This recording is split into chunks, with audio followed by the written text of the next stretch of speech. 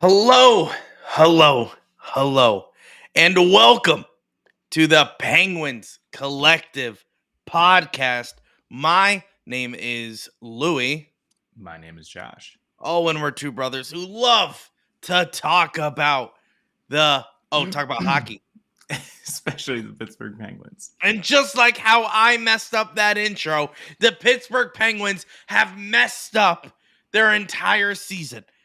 The Penguins fall to the Edmonton Oilers 6-1 in a horrible, disastrous game. And there's no other way to explain it. They lost back to back, and their West Coast trip comes to an end with only one win in Vancouver. If you guys haven't been paying attention to our Twitter feed, for all our West Coast trip games, what we like to try to do is have on our Discord, which once again is Discord/the Penguins Collective. Make sure you're there. What we do on our Discord during the West Coast games is that we're in a live chat with everyone for the first two periods. Okay? So usually we would have been in there, but I thought, it's a 9:00 start. We're watching the whole entire game. I've been drinking energy drinks all day. I think I could do this. I know Josh has fallen asleep a bit, Yeah, I'm struggling. just like the Pittsburgh Penguins tonight. So we have watched every game in this West Coast trip. I don't want to talk about it too much. We're going to talk about this game against Calgary and Edmonton because I think they correlate really well. So, Josh. Oh, no, you know what? Before I get to you, Josh, Yeah, fine. forget you for a second, okay? Forget you. With a new podcast setup, I don't know where you're at right now. I am in Noah's room. I'm in my son's room because sleep is non-existent in my house right now. Yeah, I was about to say, not existent in your house. But what I wanted to say is thank you so much for joining this podcast. If you're up at 11:46 p.m. on a Sunday, getting ready to go into Monday, March 4th. Thank you for joining us. Thank you for watching us live on Twitter, YouTube, and Twitch. And also, if you listen during the week on the audio version of this podcast, which is Spotify, Apple Podcasts, wherever you find your favorite podcasts, you'll find us there. So I appreciate you joining us. Let's get into it today. Josh, thoughts on the game against Calgary and Edmonton? Go. Yeah, I mean, Calgary, I thought was a better first half of the game. I mean, I'm not going to lie, because it was late. Once Jeff Carter made it 3-1, I was done. In bed. You were out. I was in bed. I was like, all right, see ya. I'm going to bed. 3-1, 10. It was like 13, 14 minutes left to go in the game. And I was like, okay, 3-1. Tristan Jarry's been doing pretty good tonight. Let's go to bed. So I wake up seeing everything, and I'm like, there's no way. I mean, obviously, it's real. Like, I don't think I just got like 30 notifications of, false news. But yeah, they ended up losing.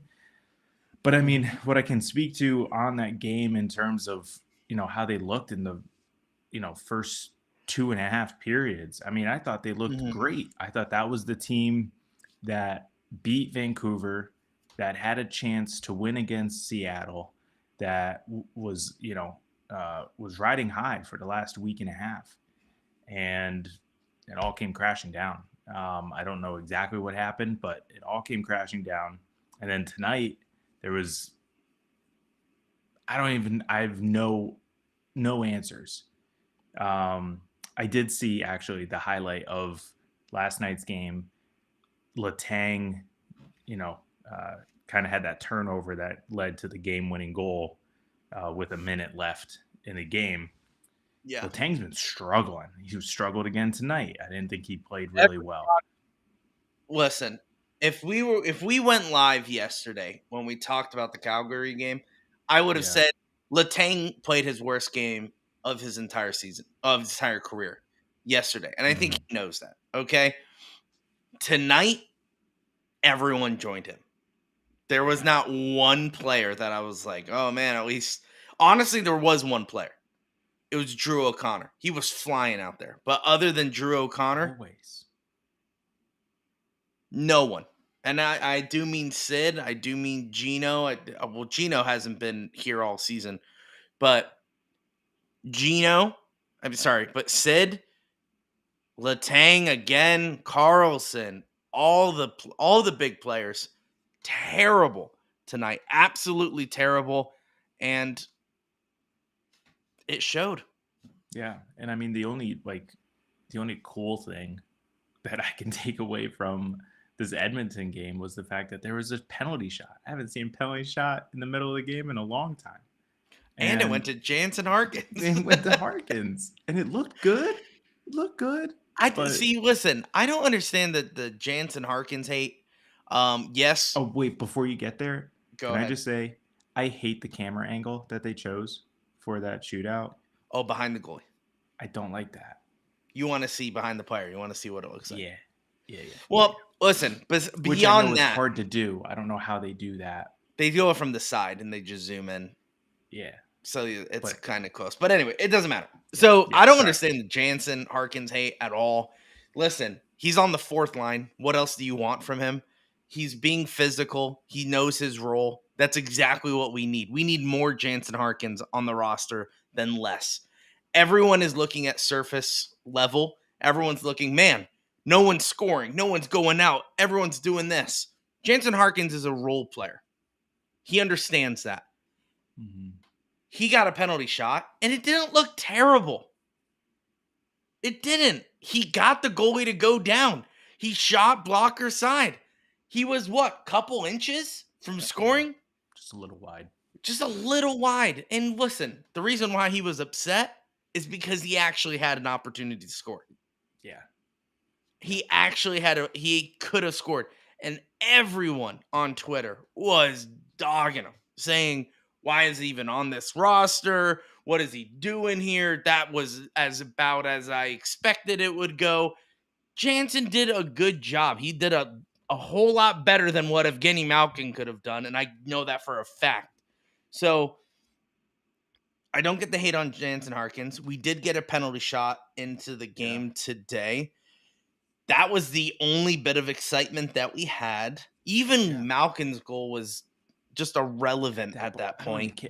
I didn't care if we scored a Michigan goal at that point. Like I don't even care if Crosby decided to put the puck on a stick and throw it like a harpoon. It didn't matter. It didn't. When the Calgary game ended, I was somewhat hopeful, saying, "Hey, if we come out against Edmonton, if we win against Edmonton, then maybe there's still a chance." I'm hopeful. But tonight, I think they know their season is done. They have to. I saw it from the Forbidden Twitter account, but there was a rec that we have to go like 15-6 for the rest of the season or something like that. I'm like, that team's not getting 15-6. I don't care who you are. I don't there's no way. But I've been on this since I went solo against Florida, I think it was. I've been saying this. You called it. You did call it. We're done. That game there was the nail in the coffin, because that game, it wasn't like a very poor performance or anything like that where it's like tonight, like, you know what I mean? Like it was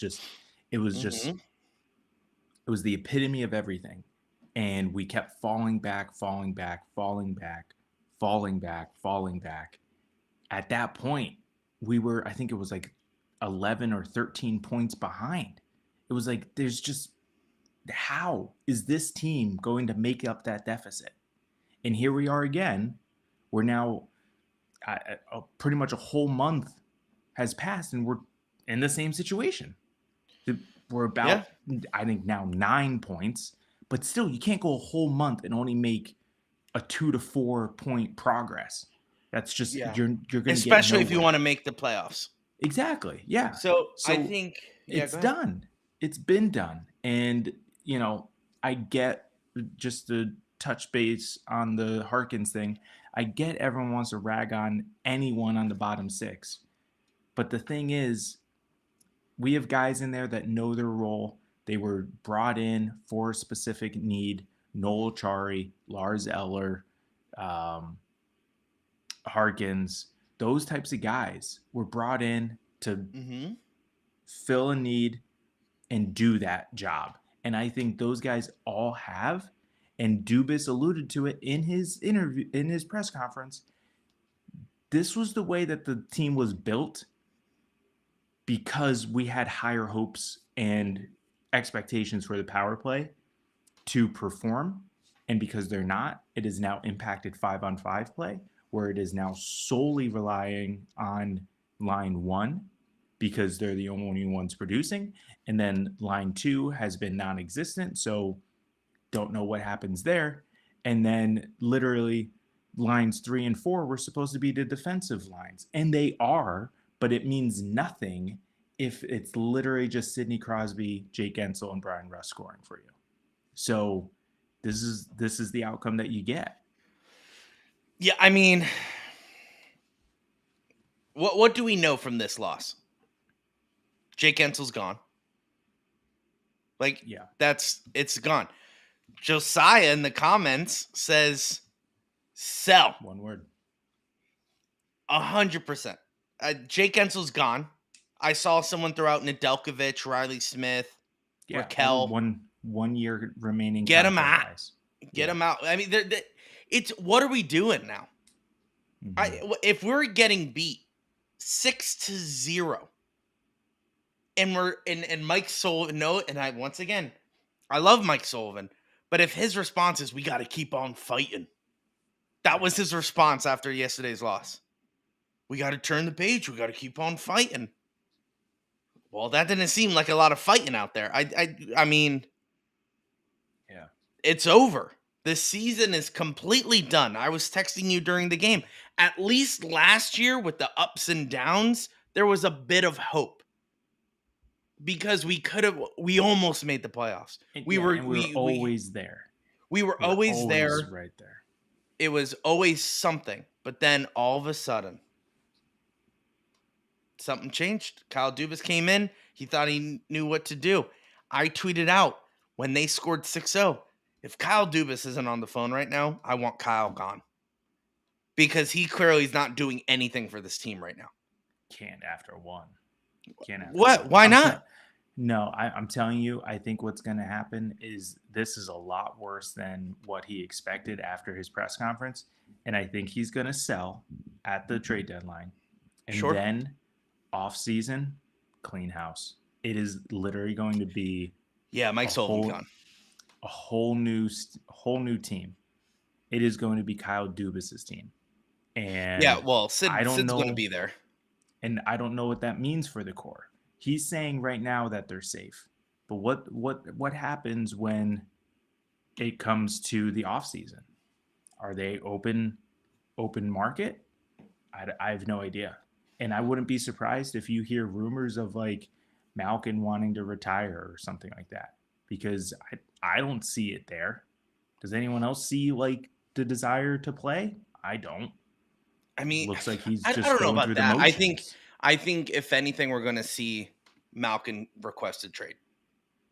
I think, and he'll go down to Florida and live out his life the way he wanted it to go down before he signed the deal. I think that's what's going to happen. Now, you think he regrets on I think he has regrets on signing the deal as of right now. Josiah in the chat saying Dubas handcuffed by Fenway Sports Group.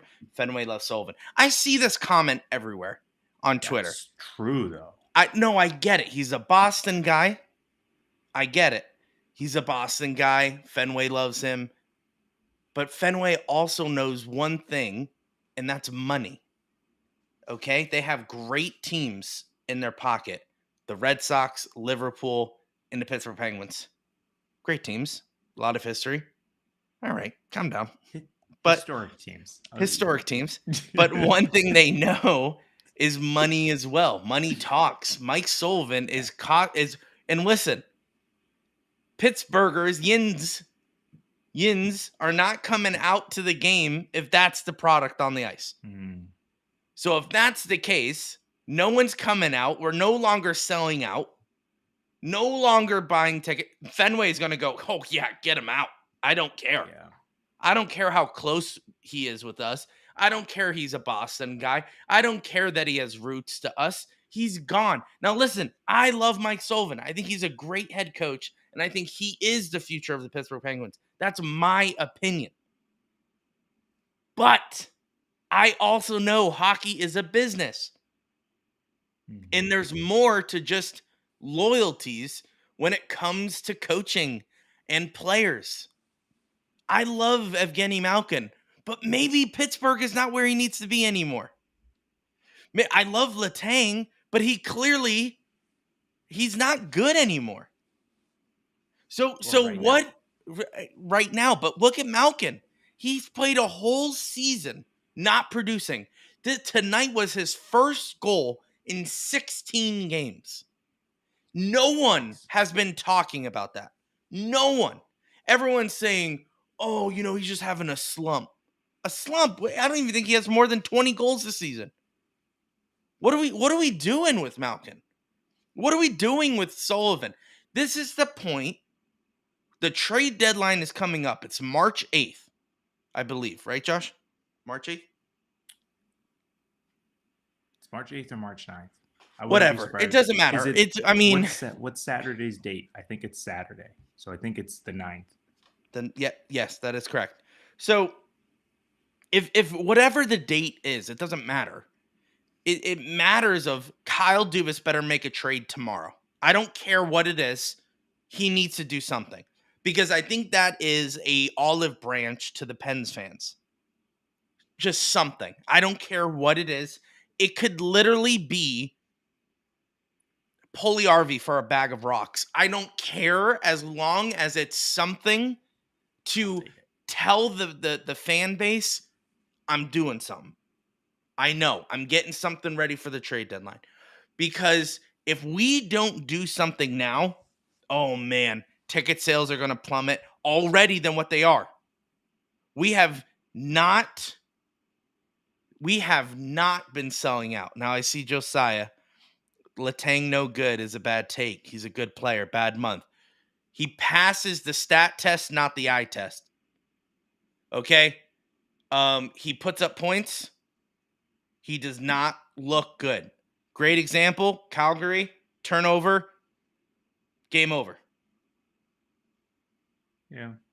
Now, Josiah, to your comment you just put, Letang or Carlson, this year, if I'm taking this year, neither. I don't want either of them. They're both, once again, they both look good statistically, but if you watch them, they're looking like they're getting smoked every single game. They're pinching too early, which leads to a 2-on-1. They're trying to play the puck in the corner, leads to a 3-on-1. It's over and over and over again this season. They do not pass the eye test. It's clear that they are struggling to carry this defensive core. So neither. But honestly, I think now's the time to change. Now is the time to make some changes. Dubas will make a change, I hope, tomorrow. Now, obviously, he can't fire Mike Sullivan tomorrow. We all agree. That is something that will happen in the offseason. I think the writing is on the wall, though. Mike Sullivan is gone. Once again, I take a bullet for him. But hockey is a business. We are not selling tickets like we used to. Crosby's getting older. We're not making the playoffs this season. He's gone. Fenway Sports Group only cares about putting a product on the ice that sells tickets, that sells. How do you get Yinzers to just flock to any team? Make them good. Make them good. That's all it takes. Have some good wins. Have them go on winning streaks. They're not. They're not. Because guess what? Pittsburgh fans are mad at the Steelers, but they have a winning season every single year. They're not content with just making the playoffs. They want to win. The Pittsburgh Penguins will not win in the next 5 years if it's the way they're doing that. Let's get into I see some chats. Let's get into some. Brian says Sully's system would be perfect for a young, fast team. If Dubas sells and we get younger and faster, Sully will be the guy. This team does not fit Sully's system. Great point, Brian. Here's something that I saw on Twitter that I thought, holy cannoli, that's a great take. Devils want to fire their head coach. We want to fire our head coach. Devils have a young, fast team. Who was that? That was Hunter, wasn't it? I think it was Hunter today. Hunter Hodes. I saw that too. If we fire Mike Sullivan, he's getting a job in Metropolitan. He's going which would suck because he would own us. He knows our weaknesses. And if we fired him, Devils are firing their head coach and saying, Mike, come on in. Come on in. Take us to a cup. Check. And honestly, I wouldn't be surprised if the Devils win the cup in the next couple of years if they get Sullivan in the offseason. I saw that. If we get younger and faster, you're right. Sully is our guy. But how prideful is Kyle Dubas? He fell on the sword a bit in his press conference saying, hey, that's on me too. I need to put a better product on the ice. There's one thing to say, yes, I'll take the fall for that, to then trade all your people you signed. And I think that's the true testament of how prideful a GM could or could not be. Because if I'm the GM and I go, no, this roster under the right leadership can win a cup, how far do you go to back up that claim? Or do you say, you know what? These guys stink. Let me just trade them all because I believe in Sully rather than the players. We will find out March 9th. But if he doesn't make a single trade, Sully's gone. He's doubling down on his roster. Kyle Dubas. Oh, I see. But if he makes a lot of trades, he's falling on the sword and trusting Sullivan for the next couple years. That's my prediction. Yeah. Let's keep on going. Interesting. All right. Fair. I'm a Red Sox fan. I can attest to this. Brian says, I don't know about Fenway Sports Group, about the teams and all that, what I was saying before. Have you seen the lack of moves by the Red Sox this year? Yeah. One of their players came out in a media conference saying, we all know what the Red Sox needs, but they're not willing to do what they need to do. And they traded away multiple. Yeah.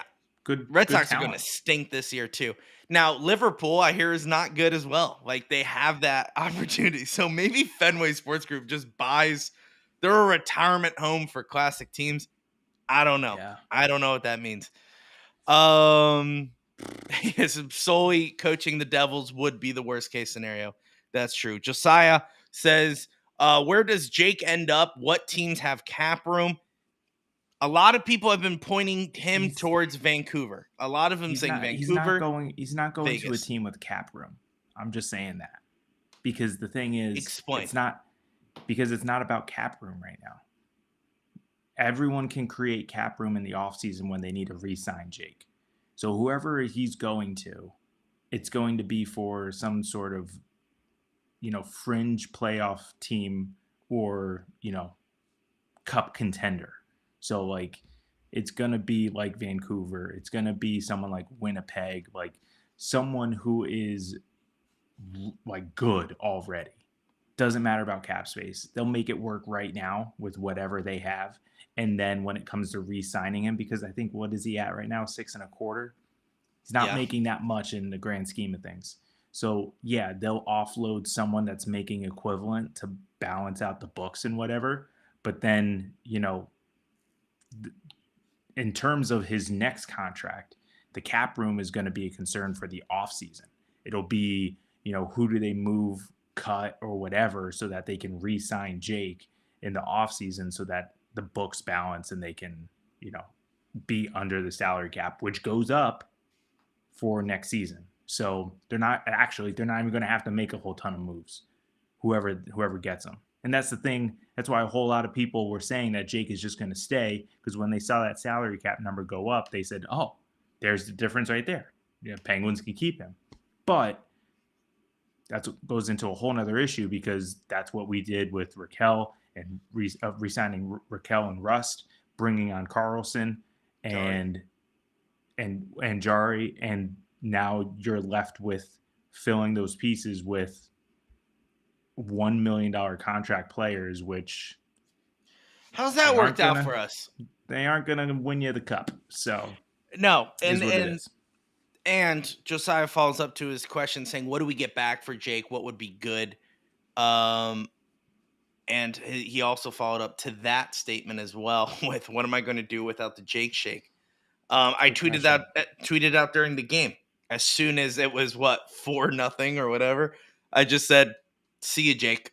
I'll miss the Jake Shakes," because question about the Jake Shake. Okay, I'll touch on the comment you have up on the screen real quick, but just on the shakes. What kind of shake is it again? It's like a chocolate peanut butter.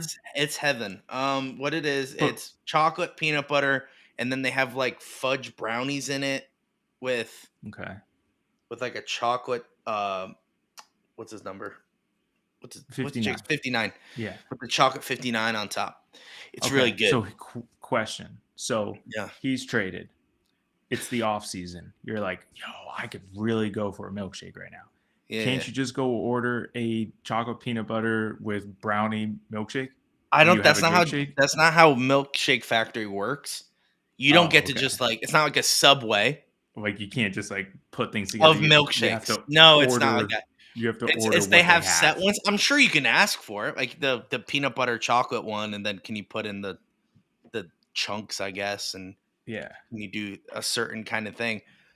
But I mean, the whole point of Jake Shakes is that when he scores, it's half off. Sure, I get that. Yeah. So I say, Jake goes, give me a Sid shake or something. Make it happen. Because I don't think financially Milkshake Factory can recover. Because it'll be December and I'm going to Milkshake Factory getting myself a milkshake. I think they'll lose those sales if they don't sign another player to have their own milkshake. But what do we get for Jake, Josh? What would be good? What's a solid deal for Jake Guentzel? What do you think? You're the more GM mind here. I'm more of the coaching mind. What do you think is a good return for Jake Guentzel? And if you were Kyle Dubas right now, what would you have done? So I've mentioned it a few times. I'm not going to do names just because I am unaware of who's available and who would be a good fit. But what I'm going to say is that Jake Guentzel, wow, I almost called him Gyllenhaal. Jake Guentzel's trade value is literally at the lowest it can be right now. Two reasons. One, he's still injured and on long-term IR. Yep. But that doesn't mean that he can't be traded. We found that out through research thanks to the chat. And number two, we suck right now. And he's not going to. They know we're desperate. Exactly. He's not going to resign. So now it's it's, oh, well, someone to the type of, because like I know you mentioned in the past Elias Pettersson, who just re-signed with Vancouver, Yeah, as someone that could be traded. Well, why would they do that? Because it's like, I know that I can get him cheaper. Does So that mean Vancouver's out for Jake? no, because I can't find the article anymore. I was trying to find it. We were talking about it on the Discord chat. There was something up with the timing in which Elias was just re-signed that allows for the like salary to not impact the cap this year, so that he could still be traded if they wanted to, but then Okay. also allow Vancouver to take on more this year because it doesn't affect their cap this year. So like it's like really weird. So like it's depending on how Vancouver wants to maneuver this trade deadline. If they want to buy, they still have the cap room. If they want to, ship off Elias, then it doesn't hurt them for, I think he signed for the 11 and a half. So it Yeah. doesn't hurt him like that. But in terms of Jake, what I would have done before he got hurt, when all the rumors were going down about All-Star break and everything, when everything said that he's just not going to sign and there's no talks or whatever, I would have Yeah, that's traded what it him was. then. Yeah, I would have traded him then, and I would have traded him for a starting caliber NHL level player, a prospect, and draft picks. Now I feel like all you can get is one prospect and like mid-level draft picks. No way. You can't get you're not No. getting a first for him anymore. No, I don't think a first, but I think we could still Okay. get Uh, an NHL ready player, a you prospect, and maybe some draft picks. okay, but all right, but back at All-Star weekend, I feel like you could have gotten a top 2 line type forward. You can't now. I feel like it's going to be a bottom 6 type guy, a a prospect. I mean, still, it's going to be a good prospect, but then at most it's going to be a second round draft pick. And that I'm fine with getting the second round draft pick. I think we may package players with Jake. That would be I think it interesting. might be like a blockbuster deal, just That would be because interesting. it'll kind Kind of of. like what the Carlson was. Whole bunch of players involved I think there'll to be a couple different teams teams. involved. Smith will be involved. Maybe Raquel. I think we're going to do POJ. POJ. Like honestly, I could see a Jake Ensel Smith POJ trade, and like POJ goes one way, Smith goes another, Jake goes to Mm-hmm. with one of those guys for a massive return. Whether it's loading up for the future, loading up for half and half, where we get maybe a couple players that maybe we'll take a chance on. But I honestly think it's probably a package deal now. I don't think he loses his value because he's coming back in a matter of days. Yeah, I So get that, if but I'm a team, if I'm a team who's interested in Jake Gensel, I'm thinking he's going to be in our top 6 immediately. So it's no longer if you're waiting. trading for Jake, you better believe he's top line immediately. Depending Otherwise, on the it's a team that gets him. Depending on the team. otherwise it's a Because he was why. he was because Oilers were connected to him as well. So Yeah, I think well, that's if Oilers are connected to him, he's second line. But yeah. well, maybe first. What, and Leon then put Draisaitl, Connor Dreisaitl McDavid, down? and Jake Gensel. Holy crap, that'd be scary. But all I'm saying is I think he's going to be a top 6 player no matter where he goes. Yes, most likely a first line. But I'm thinking he's coming in right now. He's healthy. He's ready to go. He's had some rest. Perfect for a playoff push. Yeah. What team is ready to bring that on? Who, depending on the team, everyone has been saying, like, oh, we'll trade him off.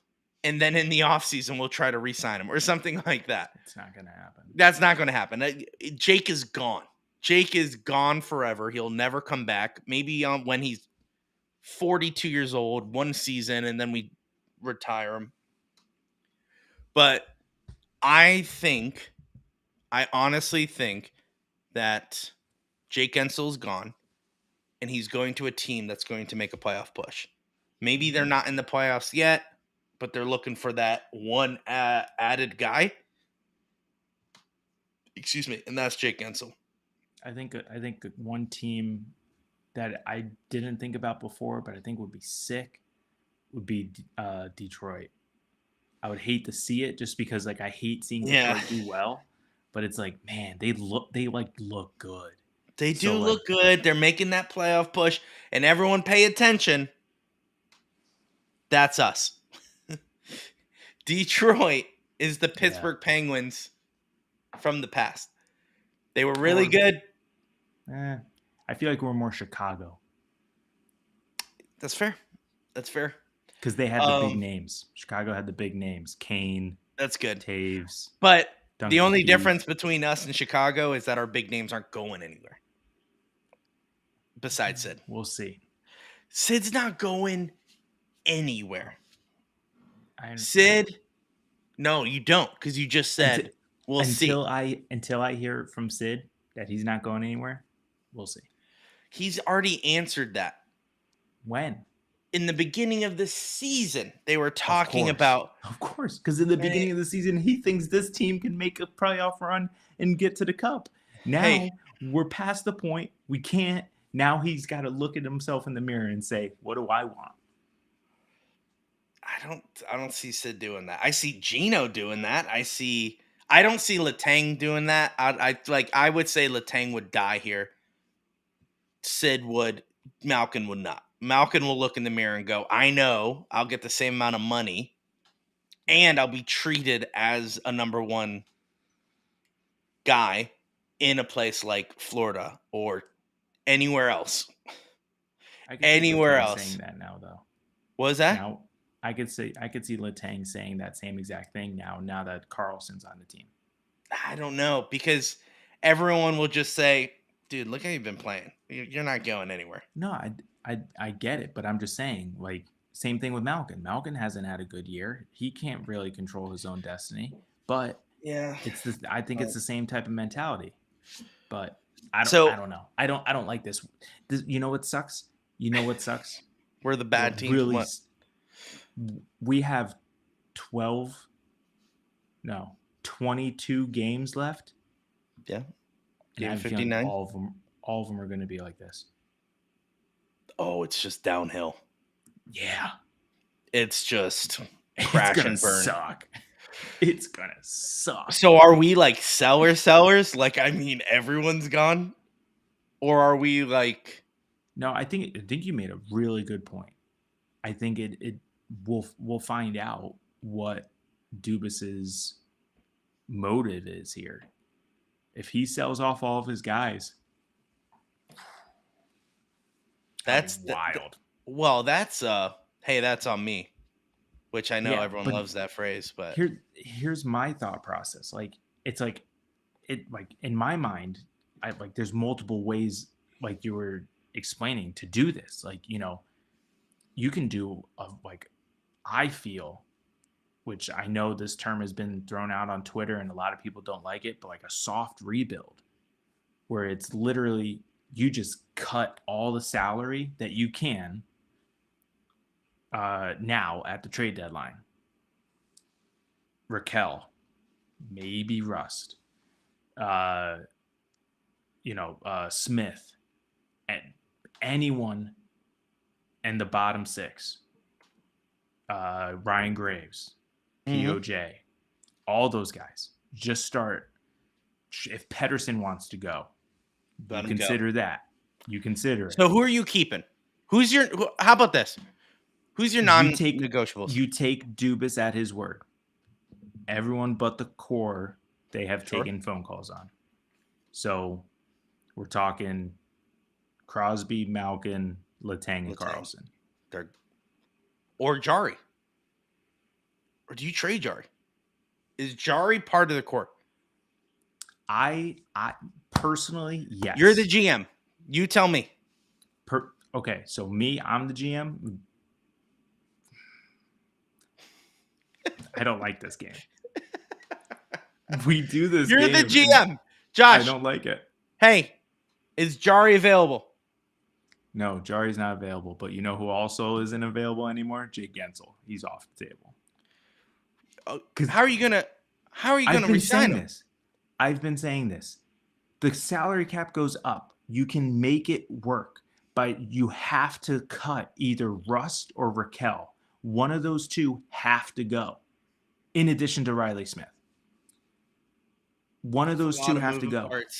And I'm sorry, a lot of moving parts. Rust and Raquel is less of a future than Jake Gensel. And that's been my thought process this entire time. Say that again. You said Rust has less of a future than Rickard Raquel? No. Rust and Raquel have less of a future than Gensel. Oh, sorry. Yeah, I agree with that. I mean, you're telling me this is a tough call. Would you keep? This is my question. Okay, give me hypotheticals and I'll answer. Would you keep Rust and Raquel or Gensel? Can't have all three. Okay, so Rust and Raquel or just Jake Gensel? Yeah, I'll take Gensel all day. That's what I'm saying. But that's okay, why, so what do you think? So let's say we take that. All right, Rust and Raquel are gone.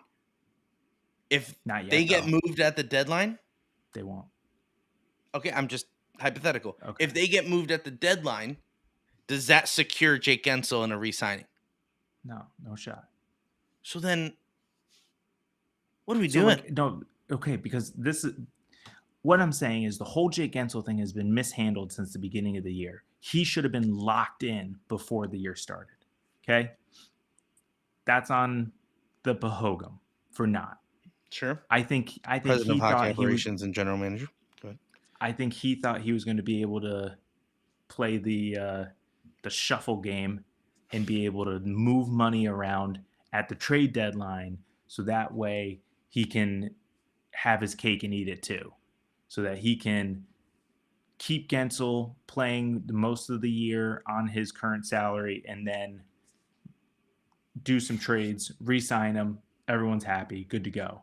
But then I don't think Jake Gensel's camp liked that game. Clearly. They stopped communicating with him. So, yeah. That's why I think Jake is gone differently. Regardless. Sure. No, absolutely. But you asked the question, if I'm the GM, that's what I would have done. And that's how I would have handled it. You would have re-signed him. So you come into a new team. Yeah. You know Jake Gensel's good, but he's asking for 10.5 minimum. Not knowing how this roster is going to play. And you're like, I would sign him. He wouldn't have taken 10.5 at the beginning of the year. Mm-hmm. Then why didn't we re-sign him at all? Because I'm telling you, they were trying to play a game of we still have him for this year. We still have him for this year. Let's build around it. Build around him and everything, and then re-sign him in the middle of the year so that the salary doesn't affect us this year. Because if you re-signed him in the same thing with Elias Pettersson. If they've re-signed him in the beginning of the year, their salary cap's all screwed up. But because they're re-signed him now, it doesn't affect this year. So they tried to do, I think Dubas tried to do the same thing with Gensel, and it backfired because Gensel didn't want to play that game, which that's fine. But now it backfired. So now so now again, if I'm the GM, if I'm in Dubas's shoes, you trade him. You try to get something in return for him. If he's telling you, I'm not coming back, no ifs, ands, or buts, then that's it. He's gone. And that's fine. You live with it. But at the same time, if I'm Dubas, I'm also I'm taking calls on everyone except for Sid, Carlson, and Jari. Those are the only three. Oh, so Letang and Malkin for you are on the chopping block. Because again, if I'm Dubas, I'm trying to have a quick turnaround to win a cup. The next year, right? Within the next two. because So you have to sell it to Crosby. You don't have to sell it to the fans. That's it. You have to sell it to Crosby that say, hey, I know you love these guys, but hear me out. Because of their name, I can get X, Y, and Z. And I if could get Crosby young says, guys. yeah, and if Crosby's like, oh, kind of like X, Y, and Z, because there's more there than just Letang or just Malkin. What Dubas. Okay, hear me out. Wonder if Dubas So much goes. for a quick episode. I know, whatever. It doesn't matter. And we still have, I think, 3 more games before the trade deadline. So I know, but like I told you, I think Kyle Dubas is going to do something today. He's going to do something today. I know it's 12:29. I think he's going to do something. He's going to sleep, wake up to 500 texts from other GMs. He's going to sleep. Yeah. Because guess what? Any real GM will go, what am I going to do tonight? What am I going to do tonight? I know what I got to do tomorrow, but what am I going to do tonight? I'm going to sleep. Make the calls. Let them respond to you. I don't think he's calling anyone tonight. If he didn't make calls yesterday or the day before, he ain't calling tonight. But we don't know. We don't know how he could be working very hard right now. We don't even know. But that's what I'm saying. He could be sweating like I'm trying. He could be watching this podcast, being like, "Who would they trade?" Give me names, guys. Give me names. Who would you get? Hypothetical. I like this. We should have re-signed Jake Gensel at the beginning of the year. Yeah. I'm a doofus. That was a fumble. I think he knows that. I don't know. I think that was very strategic from him.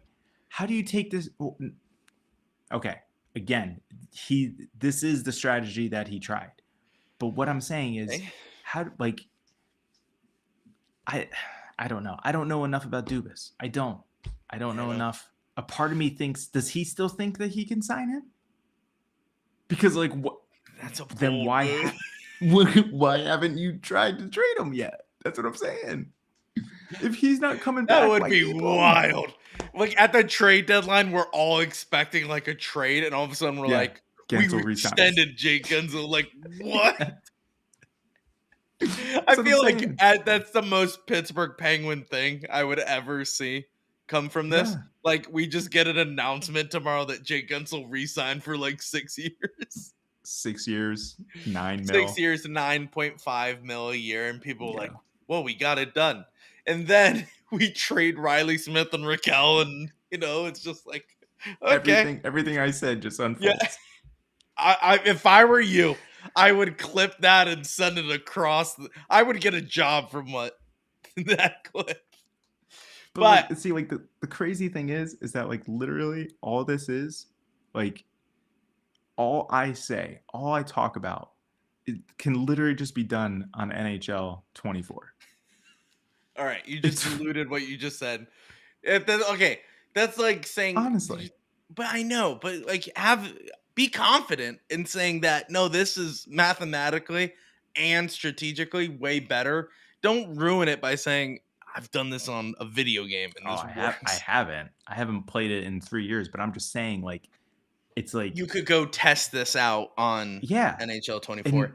And I understand there's probably data sheets and big boards and all this stuff that Dubas probably uses to evaluate these trades, but I mean you can just turn on a PlayStation. Do you think he does that? Do the same honestly thing. Do you think some GMs I would love to know if some GMs do. Just be like, I would love to know. Can I sign Elias Pettersson for 8 years and will it work in the cap space? Oh yeah. Well, okay. Something that popped in my mind. Last year, I think it was last year, the Toronto Maple Leafs, I don't know if it was Toronto, so I take that back. But it was definitely Steve Dangle who reported it. So that's why I thought it was Toronto.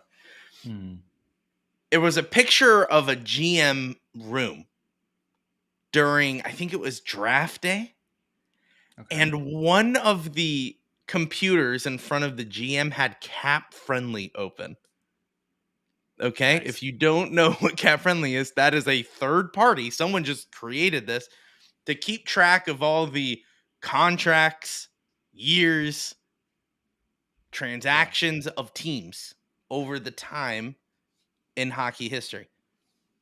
The fact that he has cap friendly up, this GM, which I forget the team, if that just goes to show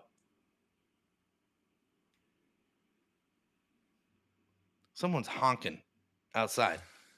It's 12:30 in the morning. If um if if a GM could do that, where I'm like, cap friendly, dude, who do we got? What? How much do they make again? How much do they make? Well, I don't think they're using it for their team. They're using it for other teams. No, it was their team that was pulled up. It was their roster. Oh, really? Yeah, Oh, that's why they were interesting. making fun of it, because they were like, how Oh, do you not know your who's own. making what? Yeah. Because in cap friendly, I'm pretty sure there's a feature where you can test out trades or whatever. No, you can do trades and Yes. like it just recalculates the cap No, right. No, for it you. doesn't It doesn't. accept or decline. Yeah, What I'm yeah, saying is yeah. you can do trades to be like, okay, that's where my cap will be after the trade comparatively. So Yeah, people were if they're like, doing that, that dear my point God. exactly, Josh. Someone is probably turning on their PS5 right now, going, okay, if we get Jake, what does Yeah. that look like for our team? Okay, let's try Jake and Riley Smith. What does that look like for us? Who do we want to give up? Yeah. You're going to give a prospect? Okay, give us a draft pick. And I know you do this all the time, Josh, when you used to play constantly, was Mhm. I would sit there and watch you. You would try to do a trade with a second round draft pick or a fourth round draft pick, and they would say no. And then you would go, okay, what about a third round draft pick? Yeah. Let's test Yeah. this out. Nope. Okay, what about a second round? Okay, second round got that approved. Okay, I accept the trade. The only thing in real life though, like you may not get a second chance, so like you always kind of have to like overbid. Like if that was real life, I Sure. wouldn't be like I'm going to start with a 7th round draft pick. No, like I'm Yeah. probably going to go like a third should get this done. Like cuz like Right. I know with like NFL they have this chart that got circulated a few years ago that like Mm-hmm. has a grade, like a number grade for each draft pick. Sure. And like when you're trading draft picks, they like have like the NFL wants them to be very close with those numbers. So like now everyone like is like, oh well, if you package a third, fifth, and sixth, it's the same as a second, and like you could do all this stuff. So like I'm sure the NHL has that, just hasn't been released. Um, I'm sure the NHL has that, and that's what teams use to evaluate. Okay, player A at X salary matches player B at Y salary, but we need a draft pick in there in order to make it all balance in terms of the numbers for the like value being exchanged from teams. So I don't know. It's a whole bunch of numbers that I like, but a whole bunch of people don't, and they just see the names and get all upset. They're like, "Oh, that's why." Like, I know what's going to happen with Jake. He's going to get traded, and everyone's going to freak out because they don't think that we got enough in return. But like, if you pull up the big numbers, it's going to be pretty even. But like, no one knows those numbers except for Dubas. Well, first of all, if we don't get like Nathan McKinnon for Jake Gensel, people are going to think we got nothing in return. Because here was another fact about Penguins fans.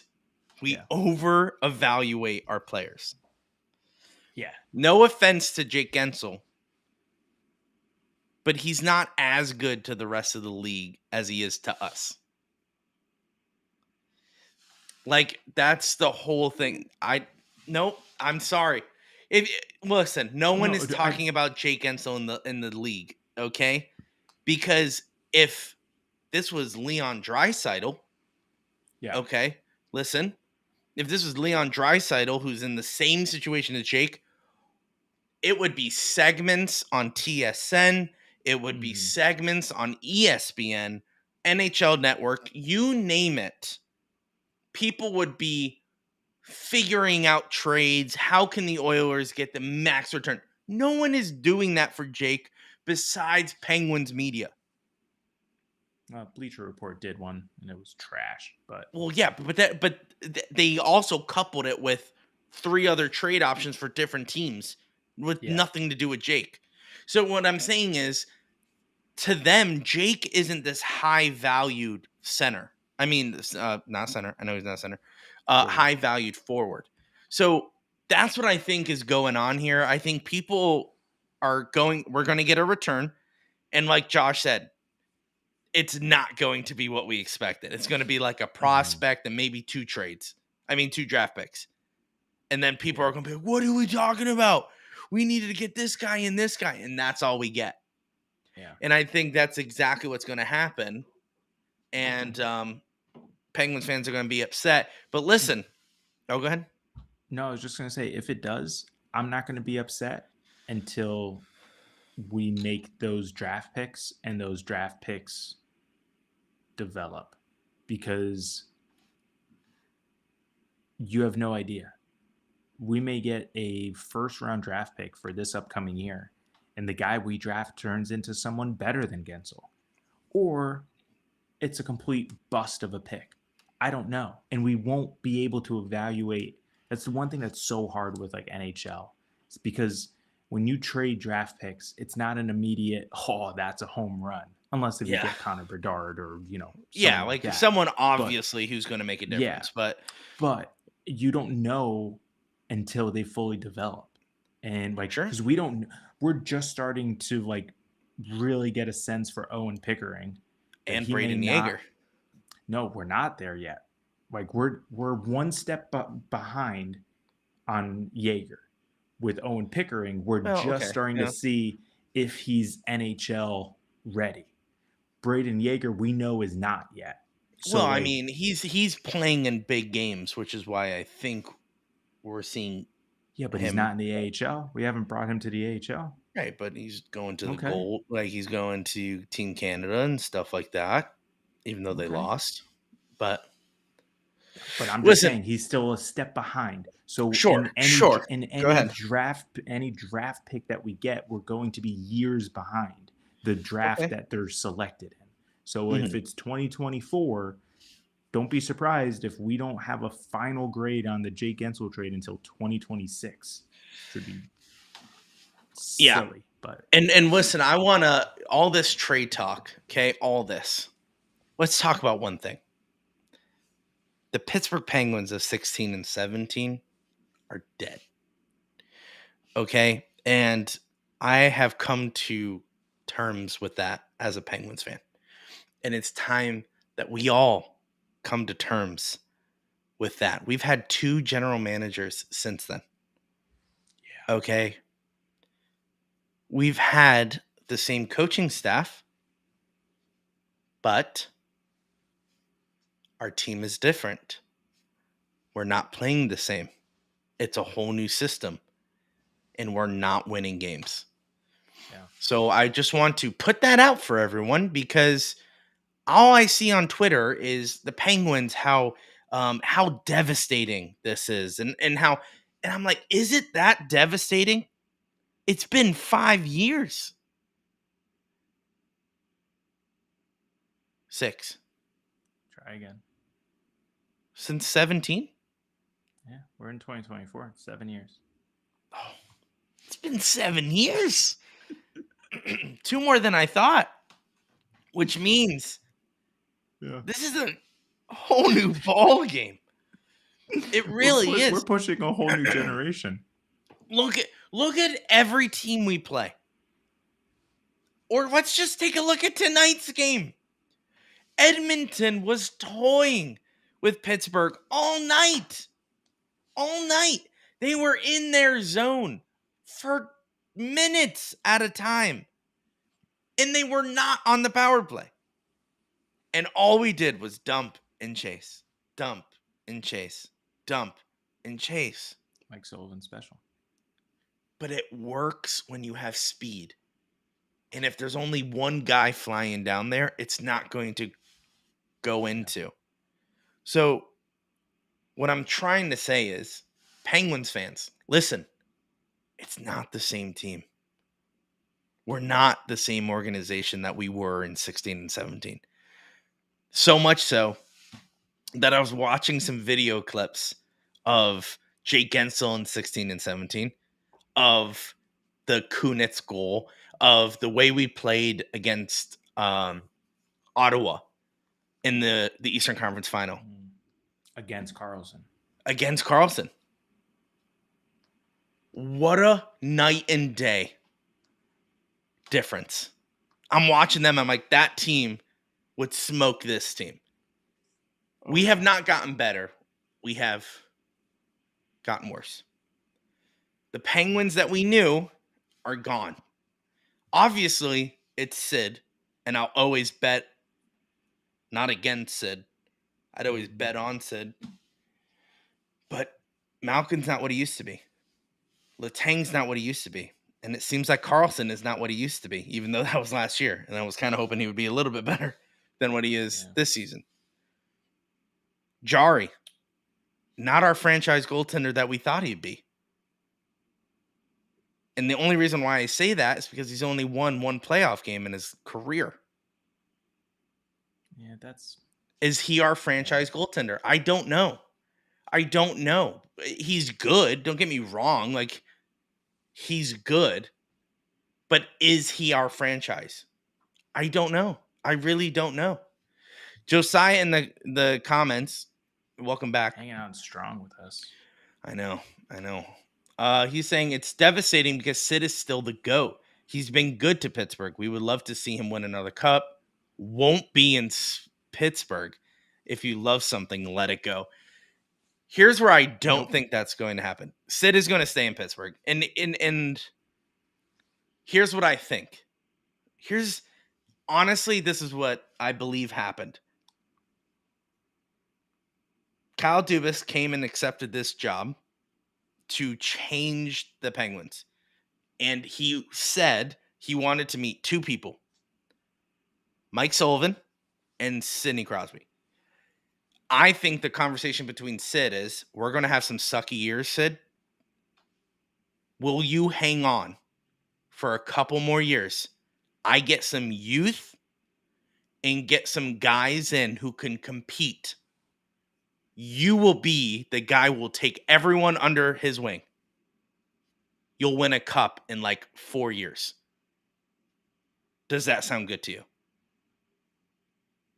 And I think that's what Dubas's pitch to Sid was. Because if Sid doesn't like Kyle Dubas, he's gone. There's no indication of Sid being gone. There's none. There's absolutely national media none. Wants him gone. National media doesn't know hockey because they don't. They really don't.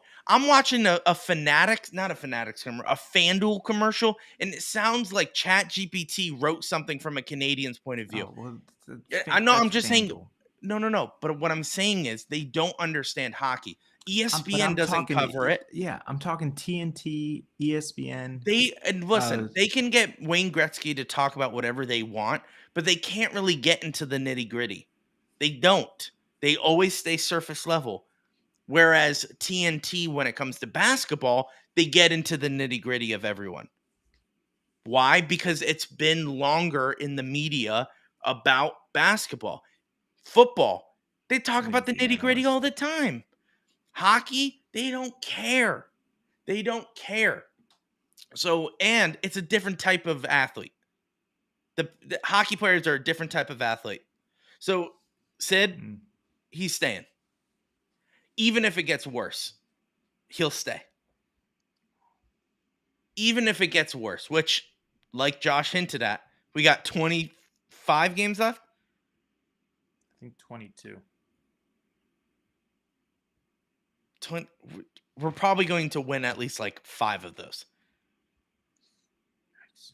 So, like, it's going to get worse. Sid is not going to be happy. I get that. But he's also not leaving Pittsburgh. And I think that's if he went through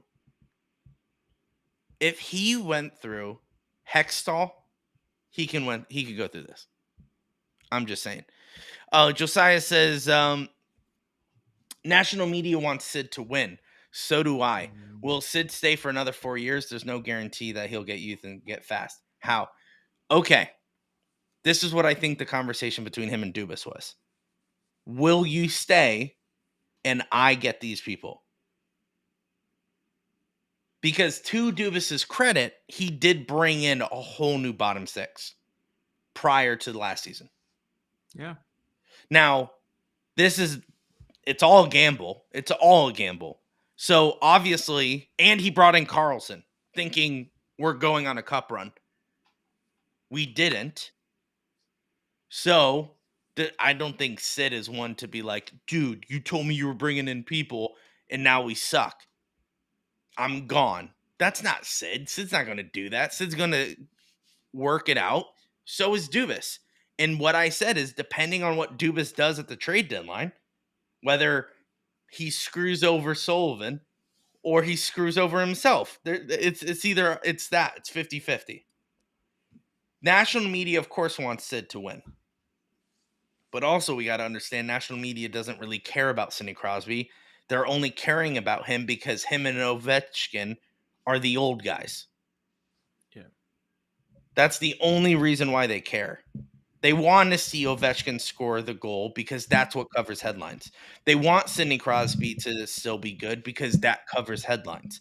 They do not care about the Pittsburgh Penguins, nor do they even care about the Edmonton Oilers.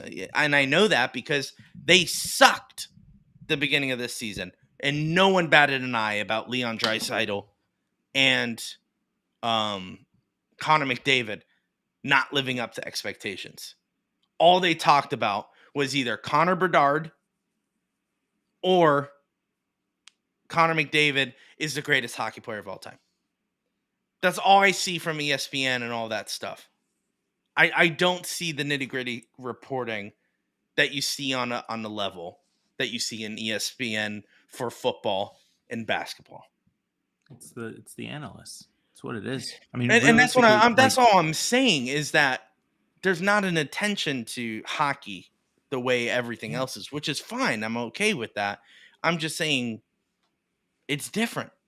It's different because no one wants it. Like data. To be honest, I like PK Subban on ESPN, and I feel like they don't use him enough. He's loud. He's loud, and he like expresses his opinion, but then also backs it up with like actual film. Like I like the way he talks about the game. I don't like anyone else. And what is he on? ABC? What is he on? No, he's ESPN. He's ESPN, yeah. And Biz and Wayne and all those guys, those are TNT. Yeah, and I feel like they don't talk enough. I don't even know what that means, Josiah. What is I'm Green Ranger? What does that mean?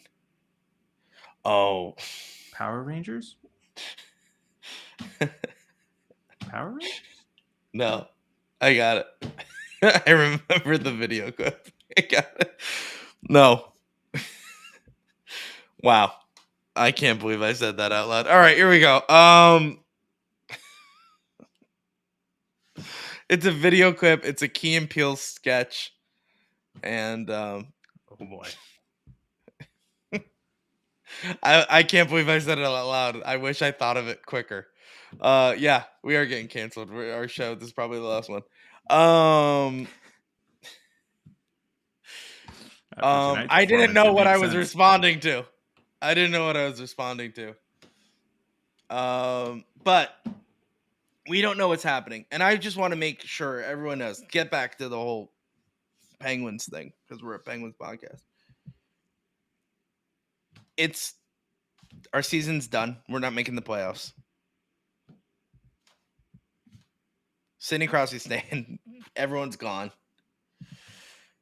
I honestly believe there will be a trade March 5th. Oh, no, March 4th. So. Yeah. All right. Okay. I would like to comment on this. He says, thanks for the short episode. You're the one who's commenting that requires a response. So thank you for the short comments. Thanks, Josiah. Have a good night. Thanks for watching. I love when people who watch the podcast. I hate it. Yeah, I don't like it either. I don't like it because then they use it against you in your daily life, and it's horrible. And then they come onto your podcast and comment and want to start a conversation, and then try to say things in the comments that will get me canceled. Okay? But we're not that type of podcast, all right? We're not a Columbus Blue Jacket podcast, right? Did you see that whole nonsense going on? No. Oh, dude, people are so dumb. So I'm not going to get into it, but yeah, let's not. I don't want to, but one podcast got called out for something they said on the podcast, and now they're gone. They're just erased from history. They deleted their Twitter page. They deleted everything. They're gone. They're no longer a podcast anymore. And it was all because of one person who said something, and it led to that. So thanks, Josiah, for ruining this podcast. We're next because of you. Thanks. But there's nothing to talk about anymore. Let's wrap it. Penguins suck. Gensel's gone. Fire sale. Everyone's up. Besides Sid. But we have a game when? When's our next game, Josh? Tuesday? Against who? Good question. Wow, Josh, we are such a good informative podcast. I have the schedule up, so don't worry about it, Josh. I got it. Oh, we're playing the Columbus Blue Jackets. Tuesday, March 5th at 7:00. We're back in Pittsburgh, so the fans have a chance to boo them live. So we'll be going live after that game on Tuesday. Make sure you're there. Thank you guys so much for sticking to this one. This was a long episode, but at least we didn't go on a tangent, Josh. At least we didn't go off and talk about random stuff. This was all Penguins content. So I guess you could 95%. Yeah. Yeah. I think so. That's most than usual. So yeah, that's what I'm trying to say. It's like usually we're like 25% Penguins content, and then the rest is just nothing. So I say we're improving. We're improving here on this podcast. But thank you guys for joining us. We'll see you on Tuesday. Josh, as always. Let's go Pens.